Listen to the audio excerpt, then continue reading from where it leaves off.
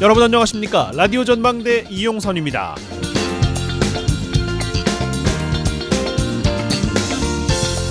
정부가 내수 진작을 위한 정책을 오늘 발표했습니다. 참 많습니다. 우선 국내 여행을 활성화시킨다는 건데 온라인 플랫폼을 이용해서 숙소를 예약하면 3만 원 할인을 내주고요. KTX와 관광열차 운임은 최대 반값까지 할인합니다.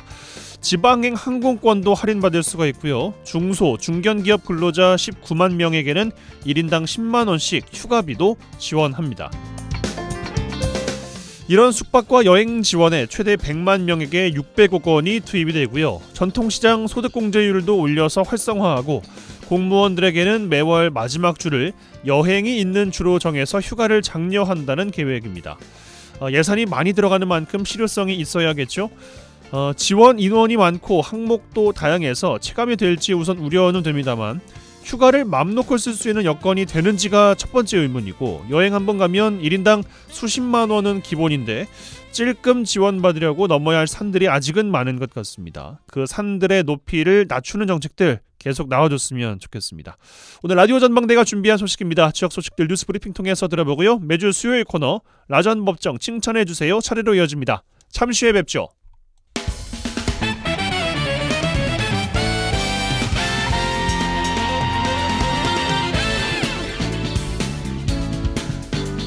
네, 3월 29일 수요일입니다. 라디오 전망대 시작합니다. 먼저 우리 지역 뉴스 정리해보죠. 뉴스브리핑 GBS 뉴스의 차범준 편집국장과 함께합니다. 전화 연결돼 있어요. 안녕하십니까? 네, 안녕하세요. 네, 자 순천에서 시작합니다. 정부의 태양광 발전소와 풍력 발전소 건립을 위한 거주지와의 이격거리 완화 검토에 정치권에서 실제 이격거리를 완화하는 법률안이 발의가 됐습니다. 순천 지역 주민들 반발하고 있어요. 네, 산업자원부가 지난 1월 태양광 발전 이격거리 완화를 골자로 하는 가이드라인을 일선 지자체에 배포하고 국회에서 법률안이 발의되자 그동안 무분별한 태양광 발전 시설 설치에 반발해온 순천 지역 주민단체들이 반발하고 있습니다. 지난 1월 산업부는 현재 각 지자체별로 서로 다른 태양광 이격거리를 주거지역은 100m 이내로 설정하고 도로의 경우에는 철폐하는 파격적인 가이드라인을 전국 지자체에 배포한 바 있습니다. 그동안 주민 주거지에 가까운 지역에 이 태양광과 풍력발전소 설치가 추진되고 있는 순천 지역 농민들과 주민들은 발전 사업자와 주민들의 갈등을 오히려 정부가 나서서 부추기고 있다며 반발하고 있습니다. 특히 순천 지역 농민단체와 풍력발전소 설치 사업 추진에 반발하고 있는 사업구역 인근 주민들은 지난 2020년 순천시 의회에서 발전시설 이격거리 완화를 골자로 하는 조례 개정안이 시도되었다가 주민 반발로 겨우 저지했는데 이제는 정부가 나서서 거리 제한을 완화하는 시도를 하고 있다며 반발하고 있습니다. 예, 지자체마다 조례로 발전소와 주거지와의 이격거리를 규정을 하고 있고 거리에 조금씩 차이는 있겠습니다만 상위법으로 이격거리를 일괄 완화하면 발전소 건립 사업자에게는 득이 되겠습니다만 주민들로서는 불안감 상당히 높아지는 거 아니겠습니까? 네, 진행자님 말씀대로 지자체별로 조례에 따라 태양광 발전소나 이 풍력발전소와 거주지 간 이격거리 제한을 두고 있는데요. 일부 지역 시군의회에서 이 해당 거리를 완화하는 조례 개정 시도가 있었고 지역 주민들의 반발이 이어지고 있는 실정입니다. 순천시의 경우도 지역 곳곳에 태양광이나 풍력발전소 설치 사업이 추진 중에 있고 일부 지역 주민들은 사업자가 주민들의 민원을 무시하고 일방적으로 사업을 진행하고 있다며 수년째 반발이 이어지고 있습니다. 순천시에 따르면 현재 태양광 발전소 설치에 따른 조례상의 이격거리가 있음에도 지난해 순천시의 태양광 발전소 허가 면적이 13만 6,419제곱미터에 설치 용량이 4만 960kW에 이르고 있어 거리 제한이 법률로 완화되면 설치 면적이 더 늘어날 것으로 추산하고 있습니다. 지역 주민들은 정부의 거리 제한 조치가 입법으로 확정되면 이 발전소 설치에 따른 주민들 간 또는 지역 간 갈등이 더 늘어날 것이고 더구나 외지인들의 자본이 투입될 경우 이 주민들 간의 감정 싸움으로 번질 가능성이 크다며 이번 조치에 반발하고 있습니다. 특히 순천 지역 농민단체 측은 이 농업 비진흥구역에 태양광 발전소가 세워지면 해당 구역이 잡종지로 전환되고 개발 여건을 갖추게 됨으로써 투기 세력들의 유입이 늘어날 것이라며 정부가 규제 완화를 이유로 터무니없는 정책을 펴고 있다는 입장입니다. 산업통상자원부는 태양광 발전 이격거리 제한을 골자로 하는 가이드라인을 일선 지자체에 배포한 이후 지역 주민들의 반발이 거세지자 지난주로 예정되었던 규제 완화 간담회를 취소한 상태입니다. 하지만 국회에서 관련 법안이 발의된 상태여서 논란은 이어질 것으로 보입니다. 예, 순천 지역의 경우에는 현재 태양광이나 풍력발전소 설치 관련해서 주민들의 집단 민원이 이어지고 있다는 점, 관련 입법 활동의 우려가 클 수밖에 없겠습니다. 어떻게 진행이 될지 조금 더 지켜보죠. 자, 여수로 가겠습니다. 최근에 여수에서 1960년 3.15 부정선거에 대한 의거, 또 4.19 혁명에 참여한 지역 민주열사들을 기리는 추모 사업을 진행해야 된다, 이런 주장이 제기됐네요. 네, 최근 여수에서 4.19 혁명 즈음 여수 지역 민주화운동 과정에서 희생당한 시민과 학생, 노동자, 농민 등 민주열사들의 뜻을 기리기 위한 추모 사업을 서둘러야 한다는 제안이 제기됐습니다. 특히 1960년 3.15 부정선거에 항거하며 희생당한 여수 지역 김용호 민주열사의 뜻을 기리기 위한 추모사업위원회 구성을 위한 제안이 나왔습니다. 강현태 여수시 의원은 임시회 5분 발언을 통해 김용호 민주열사의 추모사업 진행을 공식적으로 제안했습니다. 강현태 시의원은 1960년 3월 9일 오후 5시 30분 여수시 민주당 사무실 인근에서 정부가 3.15 선거를 앞두고 부정선거를 자행하고 있다며 규탄 행사를 준비하고 있던 당시 민주당 문화부장이었던 33세 김용호 씨와 선전부장 46살 김봉채 씨가 10여 명의 괴환들로부터 테러를 당했고, 김봉채 부장은 치료 끝에 다행히 회복됐지만 김용호 부장은 3월 10일 소중한 생명을 잃었다며 김용호 열사에 대한 추모 사업의 필요성을 역설했습니다. 예, 그동안 4.16 관련해서 가장 먼저 떠오르는 이미지는 마산의 김주열 열사죠. 여수에서도 4.16 혁명 앞두고 희생자가 있다는 사실 잘 모르는 분들도 많으실 것 같아요. 네, 이승만 정권의 3.15 부정선거 규탄 대회를 준비하다 괴환들의 테러로 사망한 김종호 열사는 4.19 혁명 이후 검찰 조사와 법원 판결을 통해 경찰에 의해 사주를 받은 괴환들이 동원되었고, 당시 야당인 민주당 간부를 테러한 야당 탄압 사건으로 밝혀진 바 있습니다. 당시 1960년 3월 12일에 진행된 민주당 중앙당의 추도식과 여수 시내 연도에는 수만 명의 시민들이 몰려 그의 희생을 애도했다고 하는데요. 이후 1961년 3월 여수 민주당이 광무동 진남초등학교 옆에 이 김용호 열사의 유령비를 세웠고, 이후 도로가 개설되면서 유령비는 여수시에 의해 돌산국제교육원 앞으로 옮겨진 상태입니다. 김용호 열사가 테러를 당한 3월 9일을 주도하기 위해 지난해 여수 시민감동연구소 주도로 열사 사망 62주기 첫 추모식이 진행됐는데요. 이어 올 3월 9일에는 여수시 진남상가에서 민주당 여수 가불 지역위원회 주도로 63주기 추모식이 진행된 바 있습니다. 여수시 민주당 지역위원회는 민주당과 지역사회와 함께 김용호 열사 추모사업위원회를 구성하고 김용호 민주열사상 제정, 김용호 민주학교를 운영하는 사업을 추진하고, 김용호 열사 추모사업위원회를 발족해 김열사를 기리는 사업을 진행하겠다고 밝혔습니다. 예, 김용호 열사 추모식을 계기로 그동안 사사건건 갈등을 빚어왔던 민주당 가불인데 여수 지역에 모처럼 한 목소리를 낸 것 같습니다. 자, 광양에서 마무리하겠습니다. 최근에 포스코 홀딩스 본사 소재지가 포항으로의 이전이 확정되면서 광양 지역의 시민사회단체가 포스코 광양시의 상생협력 결과물 이제는 내놔야 된다면서 포스코를 압박하고 있어요. 네, 최근 포스코 홀딩스 본사 소재지가 포항으로 이전이 확정되자 광양 지역 시민사회단체가 이 해를 넘기면서 협의안 도출을 미루고 있는 포스코와 광양시 상생협의회 TF팀에서 이제는 협의 결과물을 내놔야 한다는 목소리가 커져가고 있습니다. 광양시는 그동안 포스코와 지역사회의 상생 방안을 논의하기 위해 광양시와 포스코를 중심으로 지역 시민단체가 참여하는 이 상생협의회 TF팀을 구성하고 그동안 3차례에 걸친 회의를 진행했습니다. 하지만 아직도 최종 협의안을 내지 못하고 있는데, 광양 지역에서는 포스코 케미칼 본사의 광양 이전을 요구하고 있지만 포스코 측은 이 난색을 표하고 명확한 답변을 아직 회피해오고 있습니다. 예, 광양시로서는 포스코의 지역 상생과 관련한 상징적인 조치로 포스코 케미칼의 본사 광양 이전을 요구하고 있습니다. 광양시로서는 이 본사가 포항으로 이전한 만큼 이 포스코 케미칼 본사는 당연히 광양으로 와야 된다, 이런 입장을 고수하고 있습니다. 네, 포스코와 광양시의 상생협의를 진행해온 상생협의회 TF팀은 당초 지난 2월에 4차 회의를 열고 추가적인 논의를 이어가기로 했지만 포스코 측에서 이사회나 주주총회 이후로 일정을 연기한 것으로 알려지고 있습니다.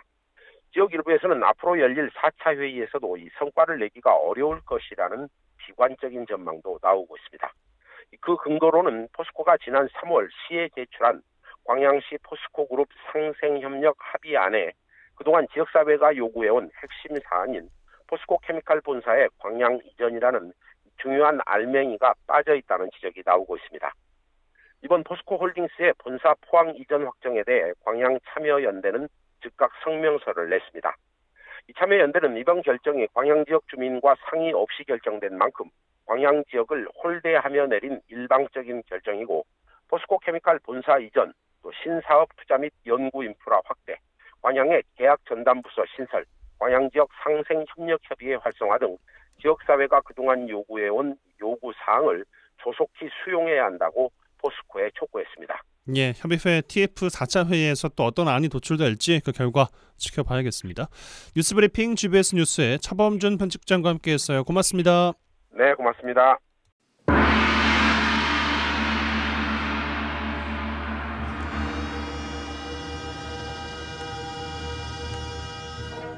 라전 법정.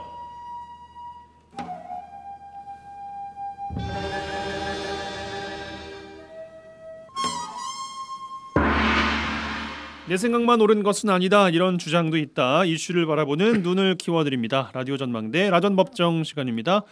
3월의 마지막 시간 수요일 시간이죠. 오늘도 부부 변호사 송하진 이계라 변호사 두 분과 함께합니다. 두 분 어서 오십시오. 네, 안녕하세요. 네. 아니 여기 스튜디오가 아니라 오동도에서 두 분을 만날 줄은 꿈에도 몰랐다는 거 아니겠어요? 그러니까 세상 참 좁죠. 여수가 참 좁죠. 아니 주말에 일요일에 예. 아내랑 같이 오동도 산책을 이제 갔는데 예. 다 저희는 보고 나오는 길에 아이를 데리고 요즘 유행하는 그 신도시 한 신혼부부처럼 아 그래요? 송 변호사님 그 선글라스도 아주 멋진 걸 끼고 번데기 들고 있었는데 번데기 맞아요, 번데기. 저희는 다 먹을 것을 하나씩 들고 있어가지고 왠지 좀 민망하더라고. 네. 애기는 솜사탕, 저는 막 옥수수. 그러니까 그 시간에 우리가 거기서 또 마주칠지 누가 알았겠습니까? 그러게요. 그러니까요. 아니 저희도- 너무 예쁘고 걷기 너무 좋더라고요. 그러니까 날씨도 좋고 요즘 그렇게 좋은 날씨인데 집에만 있기 또 뭐하니까 바람 쐬러 갔더니 또 거기서 익숙한 얼굴을 만날지 누가 알았겠습니까? 참. 자주 좀 이렇게 반갑습니다. 주말에 다니십니까? 그렇죠. 그래도 그 주말 이틀 중에 하루는 애가 아직 어리다 보니까 또 이게 죄책감이 들 때가 있어요. 너무 집에만 있으면. 그래서 어디론가 뭔가 나가야 된다는 그런 어떤 의무감이라고 할까요. 근데 나가면 뭐 저도 즐겁고 하니까. 아니, 사실은 저희 아이가 요즘에 이순신 장군에 네. 엄청 빠져 팬이 있어요. 됐어요. 그래서 역시 여수의 아들이네요. 네, 이순신 장군 동상과 또 거북선 보고 오느라고 음. 항상 그 얘기를 하거든요. 여수를 지켰냐며 이순신 오. 장군이 항상 물어봐요 저에게. 그래서 그런 아주 애국심이 넘치고 있거든요. 그래서 그런 것도 기대에 부응하느라고 이순신 광장도 갔다가 아하. 거긴 아쉬우니까 이제 오동도도 정말 오랜만에 간 건데 좋았습니다. 네. 예. 오랜만에 갔다는 거랑 또 좀 방금 말씀하신 거랑 배치되는 거 오동도는 오동도에- 오랜만에 갔어요. 오동도 오동도에. 오랜만이다. 그렇죠. 제가 또 의미하려고 했는데 실패했어요. 아, 예. 알겠습니다. 자, 화제의 판결 바로 들어가 보죠. 이번 주는 어떤 판결을 주목해 보시겠습니까? 예, 이게 지난주였죠. 지난주에 헌법재판소에서 권한쟁의 심판 맞아요. 결과가 나왔습니다. 뭐 많은 분들이 이미 뉴스를 통해서 접하셨을 텐데 이 간략하게 그래도 굉장히 중요한 판결이니까 간략하게 내용이 좀 어렵긴 하더라고요. 어렵긴 한데 뭐 이게 법률적인 용어들을 많이 말이 사용하면 어려워서 더 그런가요? 예, 그렇죠. 어렵게 느껴지실 텐데 좀 제가 간단하게 좀 이해하기 쉽게 좀 정리를 해드릴게요. 네. 우선은 3월 23일에 헌법재판소에서 이제 판결이 있었죠. 근데 이제 이 사건이 두 가지 사건이 있었습니다. 그러니까 이게 한 가지 사건이 아니라 두 가지로 나눠져 있었고, 한 가지는 그 국민의힘 소속 의원들이 권한쟁의 심판을 제기했죠. 그래서 법률 개정안, 그러니까 검찰청법과 형사소송법이 개정이 됐잖아요. 그 소위 말하는 검수안박이라고 해가지고 검찰의 수사권을 대폭 축소시키는 것을 골자로 한 검찰청법과 형사소송법 개정안 그 심의 의결 과정에서 국민의힘 의원들이 자신의 입법권을 침해당했다라고 하나 건 게 있고, 또 한 가지 사건은 이 법무부와 검찰이 검찰 수사권 완전 박탈한 이 법률은 검찰의 수사권을 침해하는 것이다. 그러니까 검찰의 수사권이라는 것은 헌법상 도출되는 권리인데 이걸 부당하게 법률로서 제한했으니까 이것은 잘못된 거 아니냐라고 해서 권한쟁의 심판을 청구를 했는데요. 우선 검수안박에 대한 어떤 그 직접적인 개요에 대해서는 뭐 설명드린 바와 같이 검사가 수사를 개시할 수 있는 범죄의 범위를 부패범죄 그리고 경제범죄 이 두 가지로 축소를 하고 네. 물론 그 뒤에도 논란이 있었습니다만 시행령으로 해서 뭐 범위를 더 넓혔네만 이제 그거는 변론으로 하더라도 이 검사가 자신이 직접 수사 개시한 범죄에 대해서 공소를 제기할 수 없게 하는 그런 내용의 법률이었죠. 근데 이 당시에 국민의힘에서는 반대 입장이었고 당시 이제 민주당 더불어민주당에서는 찬성 입장이었는데 국민의힘 의원들이 그 제기한 사건에 관련해서는 결론이 어떻게 났냐면 법제사법위원회 법사위라고 하죠. 법사위에서 법사위원장이 법사위원 소속 국회의원 그러니까 국민의힘 의원들의 권한을 침해했는지 여부에 대해서는 일단 침해한 것은 맞다라는 취지로 판결이 났습니다만 이제 중요한 것은 그럼 법사위원장이 가결 선포한 행위는 어떠느냐 그래도 효력이 있다 유효하다라고 결정이 나왔고요. 그리고 본회의에서 국회의장이 이걸 통과시킨 그 행위가 가결 선포시키는 행위가 또 국민의힘 국회의원들의 권한을 침해했는지 여부에 대해서도 침해하지 않았다라고 결론이 나왔습니다. 그리고 그것과 별도로 이제 법무부와 검사들이 이제 청구한 부분에 대해서는 국회의 입법행위 그러니까 형사소송법과 검찰청법을 개정한 그 행위로 인해서 검사의 권한이 침해될 가능성이 없다라는 이유로 각하 결정을 했어요. 그러니까 그 취지는 이제 간단하게 말하자면은 헌법에 뭐 국민들의 기본권이라든지 권리라든지 이런 것들이 다 열거가 돼 있지 않습니까? 그러면 헌법에 이렇게 규정이 돼 있습니다. 검사는 법원에 영장을 신청할 수 있는 권리가 있다라고 규정이 돼 있어요. 네. 근데 수사권에 관해서는 명시적인 규정이 없거든요. 근데 이제 청구인 측 입장에서는 당연히 이 영장 신청권에서 수사권까지 포함해서 해석할 수 있고 그런 권리들이 도출된다라고 했는데 헌재에서는 그 검사의 헌법상 권한인 영장 신청권에서 당연히 수사권과 기소권 이런 권리까지 확장돼서 이렇게 해석할 수는 없는 것이고 또 따라서 검사의 헌법상 권한이 침해될 가능성이 없으므로 심판 청구한 것 자체가 부적법하다 이렇게 결론을 내렸습니다. 그래서 결과적으로는 이 청구인들이 완패를 했다라고 볼 수밖에 없는 그런 형태로 결정이 났습니다. 청구인이라는 것이 이제 어쨌든 법무부 그리고 검사 6명이었어요. 그리고 국민의힘 의원들이었는데 이제 뭐 이것과 변론으로 한동훈 법무부 장관은 침해될 권한이라든지 침해됐다라고 보기가 어렵다는 이유로 청구인 자격 자체가 없다라고 판단을 또 했습니다. 예. 그러거나 말거나 야권에서는 한동훈 장관 책임지고 사퇴해라. 이런 이야기들도 하고 있는 것이고. 그렇죠. 아무래도 뭐 입법의 영역이라고 본 거잖아요. 헌재가 그렇게 예. 판결을 해준 거기 때문에 이제 이거 뭐 상권 분립의 원칙에 의해서도 법무부 장관이 이렇게 뭐 권한쟁의 심판까지 건 거는 좀 문제가 있는 거 아니냐. 그거에 예. 대해 책임을 져라. 이제 이런 목소리가 나오는 거 그렇죠. 같아요. 정치적으로 여러 가지 해석들이 지금 나오고 있는데 한편으로 또 국민의힘 입장에서는 국회의원들의 심의 표결권이 침해가 있었다. 법사위에서 있었는데 유효하다. 이거 뭐 말장난 아니냐. 뭐 이런 식으로 좀 비판을 가는 측면도 있고 뭐 네. 여러 가지 또 해석들이 지금 나오고 있는 상황입니다. 네, 알겠습니다. 최근 일주일간 주목해본 판결 검수완박법 헌법재판소 권한쟁의 심판 결과까지 정리를 해드렸고요. 자, 오늘 이야기 나눌 주제로 넘어가 보겠습니다. 젊은 산업계의 명망가였다가 한순간에 전 세계 희대의 사기범으로 불리고 있는 권도영 사건 이야기를 좀 해볼까 합니다. 뭐 이번 주 내내 뉴스가 좀 많이 나왔어요. 결국 잡혔죠. 몬테네그로에서 6개월 만에 테라폼 랩스 권도영 대표가 체포가 됐는데 테라 루나 폭락 사태의 핵심 인물로 지목이 되면서 미국에서는 수십억 달러 규모의 암호화폐 증권 사기 혐의로 권 대표를 기소를 했고요. 우리나라 검찰에서도 자본시장법 혐의로 권 대표의 송환을 요구하고 있습니다. 그런데 몬테네그로에서는 이제 위조 여권을 사용했다라는 것이 문제가 돼서 오늘까지 나온 이야기를 보니까 한 30일 정도까지는 풀어줄 생각이 아예 없다. 그거 먼저 수사해야 된다. 그러니까요. 우리가 잡은 그 맞습니다. 사건부터. 예. 네. 우리나라 국민 여론도 우리나라 와봤자 뭐 또 얼마 안 받는 거 아니냐.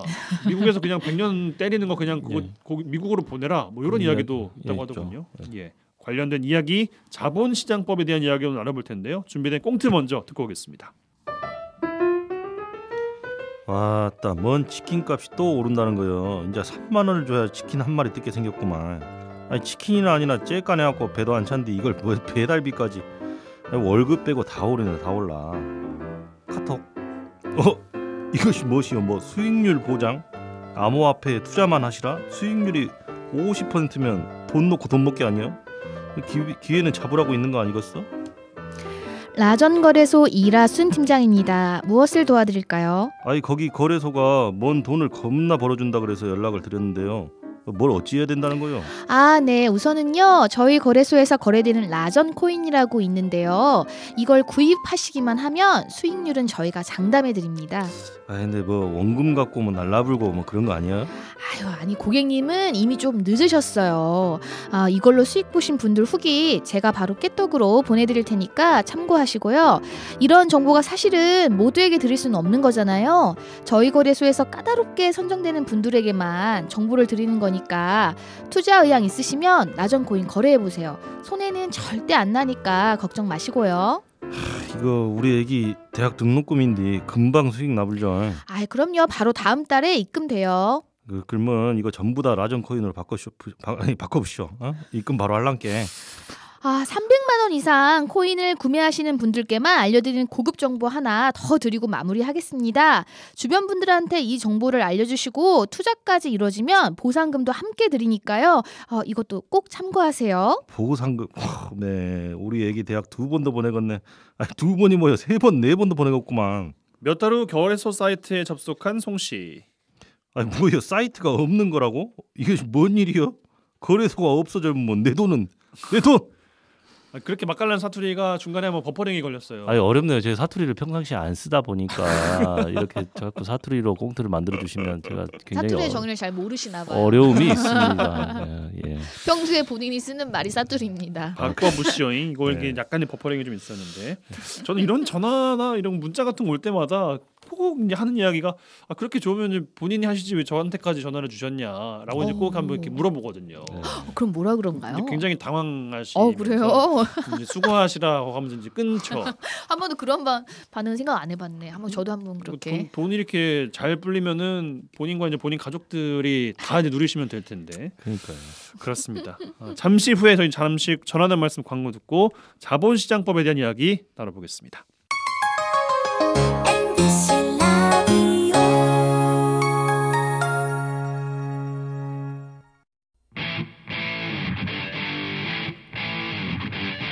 젊고 당찬 시사 생활밀착 뉴스 이용선의 라디오 전망대. 여수 MBC 라디오 전망대 함께하고 계십니다. 매주 수요일 고정 코너 라전 법정 이어드리고 있고요. 부부 변호사 송하진 이결아 변호사 두 분과 함께하고 있습니다. 자, 도피 행각을 벌이던 가상화폐 테라루나 폭락 사태 주범 권도영 테라폼레스 대표가 유럽 몬테네그로에서 붙잡혔습니다. 이 테라루나 사태라는 것이 코인 종류가 진짜 어마어마하게 많잖아요. 네, 맞아요. 그 중에 한두 개로도 알고 있는데 이 혹시 사태를 좀 정리를 해주실 수가 있겠습니까? 제가 한번 간단하게 네. 그러니까 테라하고 누나는 한 쌍의 코인으로 이해를 하세요. 그래가지고 1테라가 1달러예요. 근데 이제 이거의 이거를 1테라가 1달러 이 안정성을 유지하기 위해서 일종의 이제 자매 코인인 누나를 또 만든 거죠. 네. 그래서 예를 들어서 1테라의 가격이 원래 1달러로 유지가 돼야 되잖아요. 그래 이제 안정적이라고 하는데 만약에 1테라의 가격이 1달러보다 높다면은 투자자들은 1달러에 해당하는 상당의 누나 코인을 사는 거예요.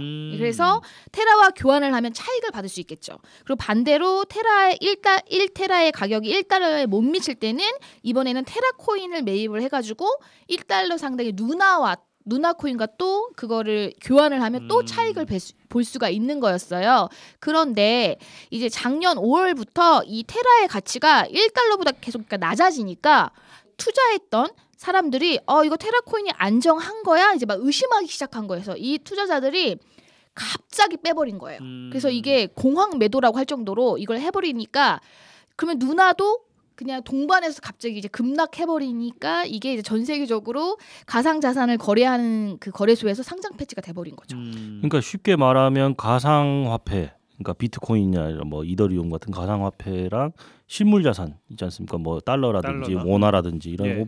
오프라인 자산하고 연동을 해서 뭐 가격의 안정성을 뭐 보장하겠다 뭐 이런 취지로 뭐 새로운 개념이다라고 하면서 어떤 가상화폐를 새로 만들었는데 이게 기본적으로는 이 거래하는 사람들 간에 이 가상화폐를 거래하는 사람들 간에 신뢰도를 기반으로 하는 건데 그 신뢰도가 한번 깨지기 시작하니까 우후죽순으로 대량 매도 주문이 들어오면서 이 사실상 그 며칠 상간에 그 수익률이 마이너스 99.9%까지 가는, 그러니까 하루 아침에 그러니까 뭐 폭락해서 휴지 조각까지 되는 그런 사실상 있었던 이 사상 초유의 사태라고 합니다. 네.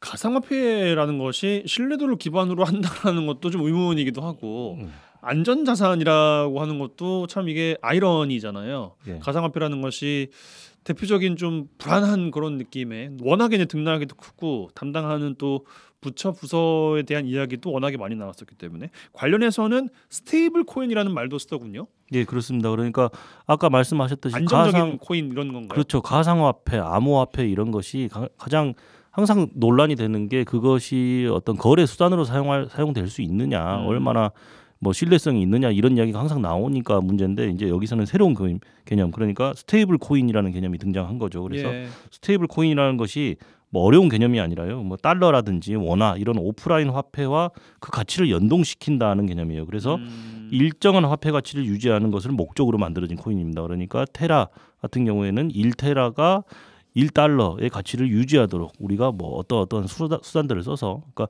그 수단도 뭐 대표적으로 뭐 3가지 4가지가 있다고 하는데 어쨌든 우리가 어떠한 방식을 써서 그 가치를 일정 수준으로 유지를 시키겠다라고 하면서 그러면 사람들 입장에서는 어때요? 그 달러하고 연동된다고 하면 뭔가 이거는 좀 안전한 것 같은 그런 느낌이 드는 거죠. 예.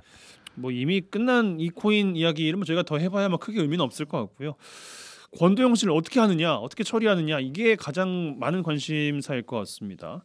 우리 검찰은 자본시장법 위반 혐의를 적용하고 있는데 이게 어떤 법이고 구체적인 혐의는 뭔지부터 좀 짚어주시죠. 테라폼 랩스라는 게 공동 창립자가 있잖아요. 예. 그 이제 신현성 이 신 대표 이제 전 대표죠. 이 사람은 지금 지난 11월에 그러니까 작년 11월에 구속영장이 한번 청구가 됐었는데 기각이 됐는데 지금 다시 우리나라 검찰이 재청구해서 뭐 30일 날 잡혀 있다고 하잖아요. 그 실질 심사가 이 사람에게 적용된 혐의가 지금 권도영한테 적용된 혐의라고 동일하다고 보시면 돼요. 왜냐하면 공모한 관계로 보고 있기 때문에 예. 우선 크게 뭐냐면 그 자본시장법이라는 게 정식 명칭은 자본시장과 금융투자업에 관한 법률이에요. 그래서 여기에 어떤 걸 혐의를 적용했냐면 사기적 부정거래, 그다음에 공모규제 위반 이런 혐의를 지금 적용했고 이 자본시장법만 적용한 것이 아니라 특정 경제범죄 가중처벌법상의 뭐 사기, 뭐 배임 이런 걸 적용을 했는데 이게 이제 자본시장법이나 이런 특정 경제법이 적용이 되려면 좀 전제가 돼야 되는 게 증권성이 인정이 돼야 되는 거예요. 증권성이요? 이게 누나나 이 코인이요. 이 코인이 그래서 왜냐하면 이게 그래서 지금 그 신 전 대표의 변호인들은 이건 증권성이 인정되지가 않는데 이 자본시장법을 적용할 수가 없는 거고요. 그것도 근데 본인들이 주장했던 스테이블 코인과는 상당히 또 거리가 있네요. 그렇죠. 이게 일단 국가에서 공인해서 인정하는 증권의 개념에는 포함되지 않는다라는 걸 역으로 이제 방어할 때 이제 사용하고 있는 건데. 진짜 웃기네요, 진짜. 그렇죠. 예. 그러니까 이 검찰에서는 사실 증권 사기 혐의, 그러니까 자본시장법을 적용시키려는 이유가 따로 있습니다. 그러니까 이게 자본시장법상 증권 사기 혐의가 적용이 돼야지 무기징역까지 선고가 가능하거든요. 그렇기 때문에 그런 거고 사실은 이제 코인을 검찰에서는 이런 코인이라든지 가상화폐를 투자계약 증권이라고 지금 일단 규정을 내렸습니다. 물론 이것이 법원의 판단을 받아봐야 될 여지는 있지만 투자계약 증권이라고 봤고 투자계약 증권이라는 말 자체가 좀 어려울 수 있는데 특정 투자자가 이익을 위해서 어떤 공동사업에 금전을 투자하고 주로 타인이 수행한 공동사업의 결과에 따른 손익을 귀속받는 계약상의 권리 그러니까 이게 증권이라고 본 것인데 이제 사실은 좀 넘어야 될 산이 있죠. 이게 우리나라 법원이 됐든 어떤 공공기관이 됐든 공식적인 어떤 증권이라는 성질을 코인에 인정을 한 사례는 없거든요. 그래서 그게 좀 넘어야 될 산이지 않는가 싶습니다. 네. 근데 실제 지금 미국 증권거래위원회가 이 도영을 상대로 행정소송을 제기해 놓은 상황이라고 해요. 그러니까 네. 지난달 16일에 했다고 합니다. 근데 그때 그러니까 미국 증권거래위원회에서는 이 테라와 누나코인을 둘 다 증권으로 규정을 했대요.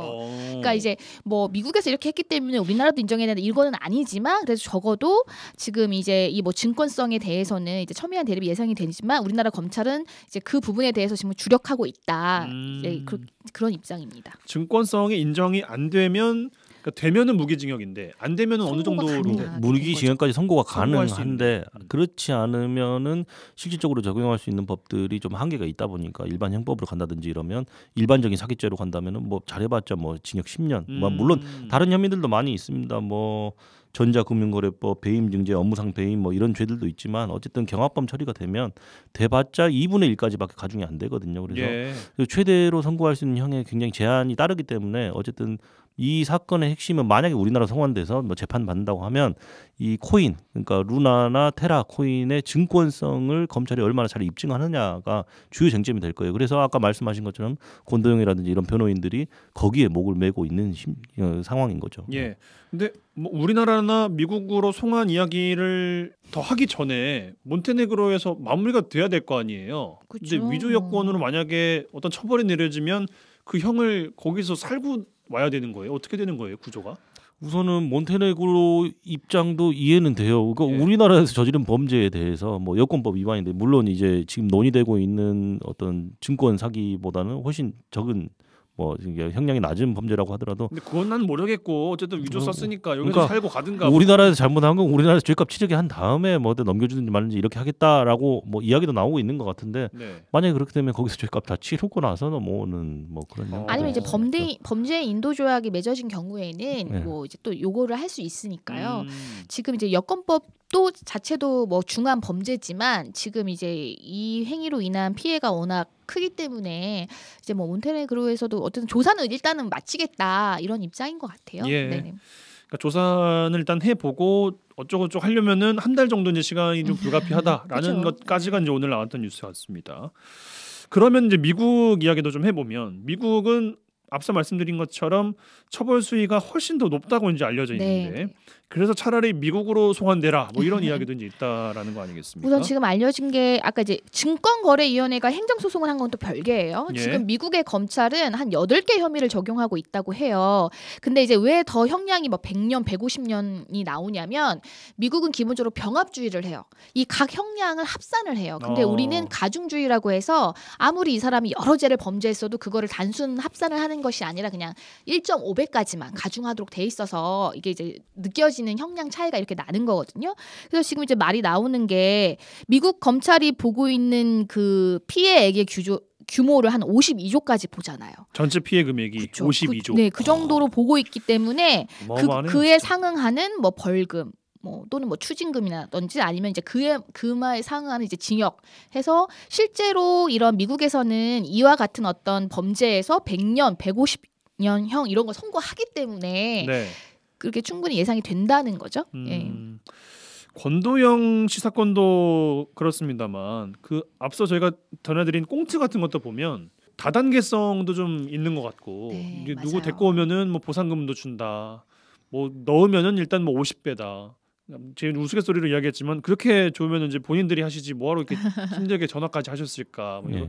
관련 분쟁도 진짜 많이 늘고 있다는 거 아니겠습니까? 예, 우리 꽁트 사례에 나온 사건과 정확히 같은 사안을 제가 실제로 수행한 적도 있고 피해자들 대리해서 아 그래요. 예, 그래서 지금 관련해서 뭐 사건 재판 2심이 지금 진행 중인 상황인데 그때도 똑같았습니다. 그 사람들을 데려오면 그에 따른 보상금도 주어지고 우리는 당연히 원금은 보장되고 이 공기 와 로봇으로 우리는 투자를 한다. 잠잘 때도 우리는 투자가 이루어진다라고 해가지고 스테이블 코인이네요.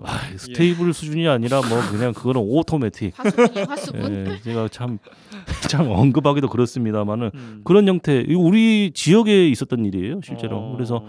그 피해자도 굉장히 많았고 그런 건데 전형적인 사기 행위죠. 그러니까 그래서 실체조차도 없었고, 그러니까 아까 말씀드린 것처럼 여기 우리 꽁트 사례에서는 사이트가 사라졌잖아요. 네. 제가 맡았던 사건에서는 사이트만 사라진 게 아니라 사무실까지 다 사라지고 관련자들까지 다 사라진 불과 몇 달 만에. 증발. 예. 이렇게 문어발식으로 다단계식으로 진행되는 그런 사기 행각들이 굉장히 많이 일어나고 있습니다. 피해자 변호를 하신 거잖아요. 그렇습니다. 어떻게 예. 됐어요? 그분 찾았어요? 못 찾았어요? 그 잡혔죠. 잡혔어요? 잡혀가지고 재판을 받는데 물론 1심에서 징역형이 선고가 됐습니다만 항소심이 진행 중이니까 확정된 건 아닙니다만 아직까지도 범행을 부인하고 있습니다. 그러니까 우리는 손실이 날 수 있다는 점은 분명히 설명을 했다. 그러니까 사기가 아니다라는 취지로 굉장히 재판을 이렇게 지지부진하게 끌면서 그리고 그 피해자들이 불리한 진술을 했을 거 아닙니까? 자기들에게. 그러니까 피해자들 전원을 재판에 나와서 증인으로서 신문을 하게끔 또 만들어가지고 지연 작전도 쓰고 그리고 범죄 피해도 전혀 이제 배상하지 않고 그 돈도 다 없어졌다라는 취지로 지금 그렇게 변론을 하고 방어를 하고 있는 상황입니다. 네, 이제 가상화폐 관련 분쟁에 이런 사기 그런 뭐 다단계 사기, 네. 그게 폰지 사기라는 용어로 쓰이잖아요. 아까 말했던 그 누나 그 사태도 폰지 사기 아니냐 이제 이런 얘기가 있는데 이제 이런 형사적인 문제도 있지만 거래소가 해킹을 당하는 경우가 있어요. 맞아요. 그래서 실제로 판결도 났었는데 거래소가 해킹을 당해서 내 암호화폐 일부가 유출이 된 거예요. 근데 이 사건에서 이제 뭐 거래소에서 자기네 어떤 책임을 일부 인정해서 이 암호화폐를 다시 돌려놓겠다라고 했는데 그렇게 공지까지 했지만 실제 그게 이루어지지가 않았어요. 그래서 이 회원이 거래소를 상대로 암호화폐 반환을 요구하는 소송을 했고 실제로 그 이제 법원에서 그걸 인정해 줬습니다. 그래서 암호화폐를 반환하고 만약에 그게 불가능하면 변론 종결일 기준으로 돈으로 줘라. 코인당 그때 시가 그 코인의 시가 상당액을 돈으로 줘라 이렇게 판결을 했고요. 또 이런 것도 있어요. 거래소가 출금을 잘못한 거예요. 잘못 오출금 사고를 낸 사건인데 이때도 거래소가 피해자에게 원물 다시 돌려줘야 된다. 뭐 이런 식의 판결을 했고 이제 그러니까 이제 가상화폐 관련 분쟁이 이런 뭐 사기 꼭 형사적으로 이어지는 게 아니라 거래소와 회원 간의 민사 분쟁 아니면 회원과 또 뭐 회원 간의 민사 분쟁 뭐 이런 걸로도 지금 나아가고 있고 실제 대법원에서 비트코인을 재산적인 가치가 있는 무형의 재산으로 보기까지 한 판례가 있거든요. 그래서 이제 더 이상 뭐 이게 눈에 보이지 않는 거라고 해서 이게 뭐 재산적인 가치라던가 이런 게 없다 이렇게 판결하는 게 아니고 이제 그렇게 나아가고 있기 때문에 이제 이 관련 분쟁은 앞으로도 계속될 것 같아요. 예, 가상화폐 분쟁에 적용하는 법률은 조금 더 촘촘할 필요가 당연히 있겠죠. 촘촘할 필요도 당연히 있고요. 예. 일단 가상화폐 아예 분쟁에 없습니까? 직접 적용하는 법률 자체가 없습니다. 근데 그거를 가장 중요시하게 생각하셔야 되고 가장 위험한 포인트 중에 하나인데요. 그러니까 예. 물론 바뀔 거라고 생각은 합니다. 왜냐하면 대법원에서 아까 말씀드렸던 것처럼 재산상 이익이다. 이 가상화폐, 가상자산도 재산상 이익에 해당한다라고 판결을 했으니까 이것에 대한 어떤 규제도 앞으로 나올 예정입니다만은 지난 정부 때도 이 가상화폐 광풍이 불었을 때 계속적으로 정부에서 뭐라고 했냐면 이 제도권에서 인정하는 어떤 증권의 개념이라든지 화폐성을 인정할 수는 전혀 없는 것이고 전적으로 개인의 판단에 따라서 해야 된다. 근데 굉장히 위험한 일이니까 하지 말아라 라는 식으로 말을 했잖아요. 그러니까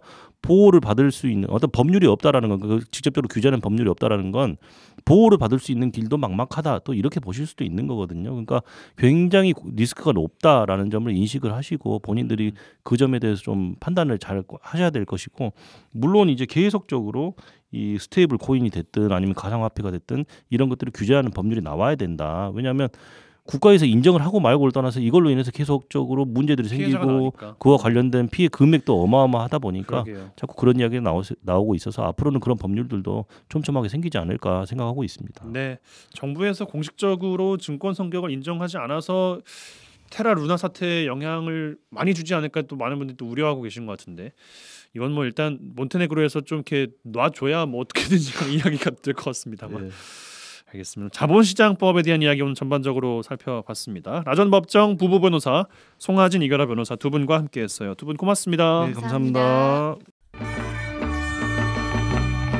잘했군 잘했어 잘했군 잘했군 잘했어 그러게 내 영감이라지 잘했군 잘했어 잘했군 잘했군 잘했어 그러게 내 마누라지. 지역의 온기를 불어넣습니다. 라디오 전망대 칭찬 릴레이 캠페인 칭찬해주세요 시간입니다. 이미지 리포터 나와 계세요. 어서 오십시오. 네, 안녕하십니까? 네, 오늘 어떤 분의 따뜻한 칭찬 이야기 들어볼까요? 네, 매주 토요일이면요. 여수 해안공원에서 정기적으로 낭만 버스킹 활동을 하고 있는 청명음악봉사단이 있습니다. 예. 이 정년 이후에 재능 기부와 봉사로 새로운 삶을 찾아 다시 한번 인생의 즐거움을 느끼고 있는 여수 청명음악봉사단 김두천 단장과 이정주, 김복규 단원 만나봤습니다.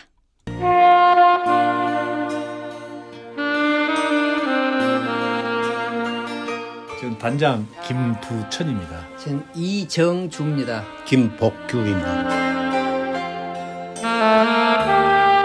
우리 봉사단 소개 좀 부탁드릴게요. 어떤 봉사단인지. 저희 청명음악봉사단은 2012년에 여수 해양공 엑스포가 시작할 때 발족을 했습니다. 그때부터 현 우리 공연한 위치 여종포 해양공원에서 그 장소에서 이제 공연을 시작했고요. 목적은 말 그대로 사회봉사입니다. 친목도 및 사회봉사. 즐기는 것 이상으로 봉사하는 걸로 많이 네, 하고 그렇죠. 가시는 거네요. 네. 그래서 이제 저희가 지금 우리가 연주자가 주체가 아니고 연주자가 관객이 이제 주체가 된다는 것을 알고 그렇게 하려고 노력을 하고 있죠. 이게. 어떻게 처음에 만들어지게 된 건가요? 저희 봉사단은 최초의 그 김수영 단장님이라고 그분이 그 몇 년 전에 고위 되신데 그분이 사회 그 봉사활동을 아주 적극적으로 또 자기가 또 그런 걸 보람을 느끼고 해가지고 이제 같이 활동을 하다가 몇 년 전에 작곡을 하셨습니다. 그래서 고 김수영 단장님이 음악 장비, 차량 앞으로 나를 이어서 계속 봉사활동을 하라 그래갖고 전부 다 저희들한테 기부를 했죠. 그래서 현재 그 장비, 그 차량으로 이렇게 봉사활동을 하고 있습니다. 우리 다음 대가 있더라도 쭉 이어주려고요. 여긴 다 전부 다 여수가 고향이거든요. 군생활 35년을 했는데 다시 고향으로 갔고 다 그러신 분들이거든요.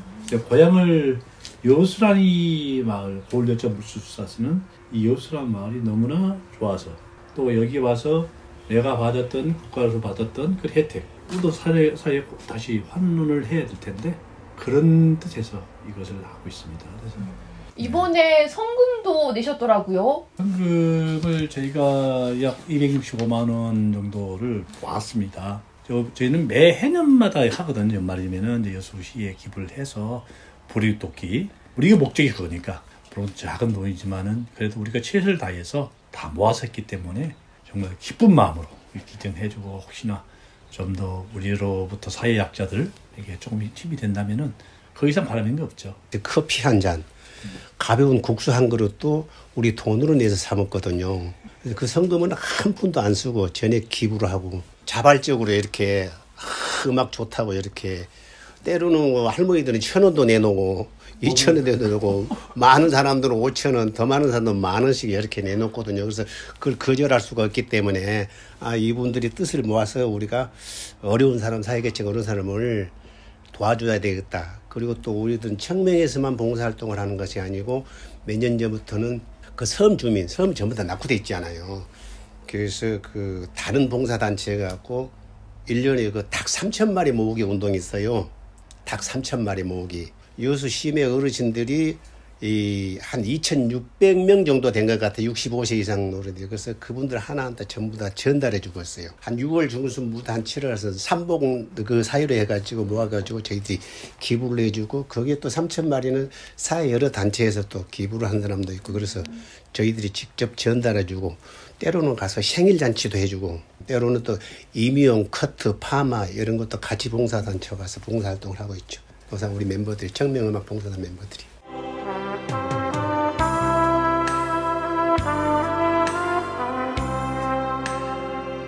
하시면서 이거 정말 행복하다고 느끼실 때가 역시 있으세요? 그 공연 하시면서. 예, 남한테 봉사한다는 것은 결국 나를 위하는 길이다. 내가 은혜 받고 그리고 이 은혜가 우리 여수 시민뿐만 아니라 그 관광객들한테 어필한다는 것은 상당히 중요하다 보거든요.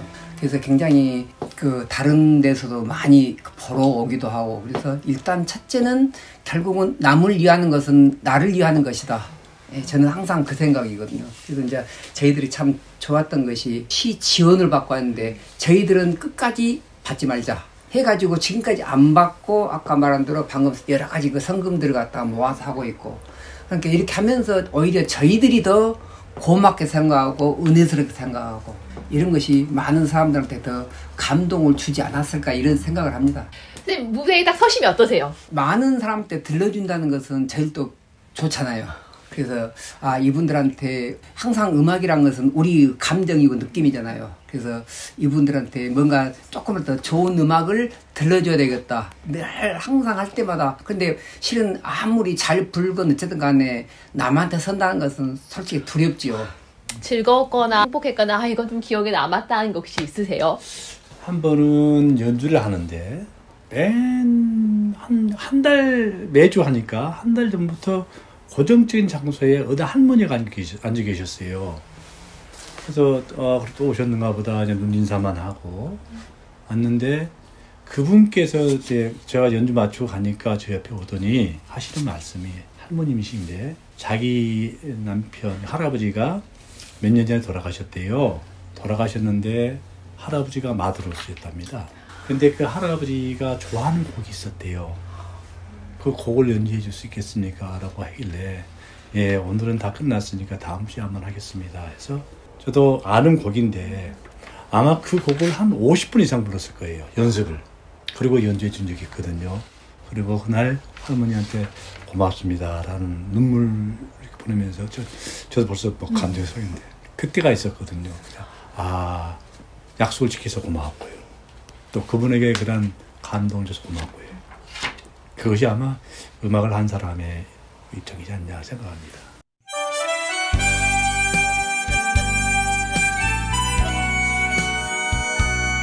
봉사활동 자체가 즐거워요. 피곤하지만은 그래도 끝나고 나서 토요일날 장비 끝나고 관객들 가고 장비 다 철수하고 난 다음에 모여서 이렇게 잠깐 미팅할 때도 다 웃으면서 이렇게 가는 모습이 너무너무 좋아요. 하는 과정은 너무 힘들어요. 땀이 나고 그러지만은 어디까지나 남을 봉사하고 또 내가 힐링을 하고 또 하고 난 다음에 보람을 느끼니까 새로운 나를 발견했죠. 어디까지나 그 직장에 있을 때는 거기에 얽매이다가 보다도 그것도 하나의 생업이니까 온 신경을 직장을 해서 해야 되겠지만은 이제 퇴직하고 나면은 말 그대로 자유인이잖아요. 내가 하고 싶은 거 여태까지 못했던 거 그런 거 하다 보니까 즐겁고 보람을 느끼고 힐링이 되고 그렇죠. 다음에 저희가 이제 여수 출신이다 보니까 시작곡을 합주를 하거든요. 합주하는데 어느 곡을 할까 하다가 저희는 딱 정한 곡이 있습니다. 내 고향 여수항이라는 노래가 있습니다. 그 노래를 시작하거든요. 경쾌하면서 그 노래가 여수의 오동도 뭐 이게 다 나오거든요. 그거 하면 참 내가 여수의 출신에 내가 여기 있는 버스커구나라는 걸 느끼게끔 하는데 여수를 또 알려야 되겠다는 그게 어떤 사명감. 저도 오케스트라 수십 년 지휘했는데 그때는 그냥 어디 보면은 참 내가 음악을 지도했는가 나를 위해서 했는가 솔직히 지금 생각하면 그러거든. 그래서 많이 반성을 하는데 여기는 순수하니 봉사. 그래서 이제 그런 것이 굉장히 아까 말한 대로 보람되는 일이 많고 행복할 때 그것이 관중들한테 그대로 전달된다.